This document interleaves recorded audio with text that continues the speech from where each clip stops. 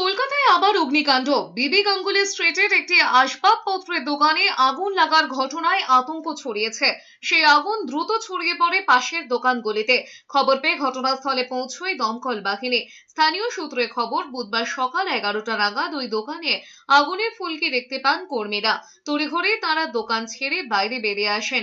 দোকানে থাকা অগ্নি নির্বাপক যন্ত্র দিয়ে আগুন নেভানোর চেষ্টা করেন কর্মীরা, কিন্তু আগুনের তীব্রতা এতটাই যে তা দ্রুত ছড়াতে থাকে।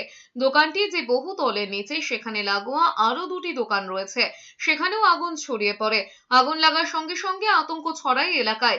ওই দোকান সংলগ্ন এলাকায় লোকবসতি রয়েছে, পরপর রয়েছে আবাসন। দোকানের পাশেই থাকা এক আবাসনের বাসিন্দাদের দাবি, আগুন তাদের বহুতলেও ছড়িয়েছে।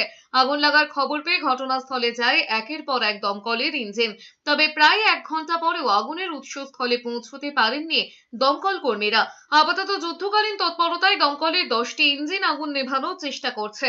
ওই রাস্তায় যান চলাচল আপাতত বন্ধ রাখা হয়েছে, সেই কারণে যানজটেরও সৃষ্টি হয়েছে ওই এলাকায়।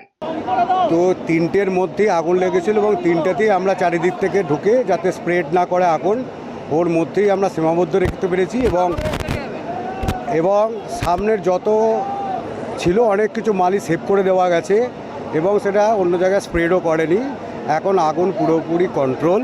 আমরা শুধু এখন ওই ড্যাম্পিং ডাউন আর টিন সেট পড়ে গেছে, ওটা সরিয়ে এটা সার্চিং।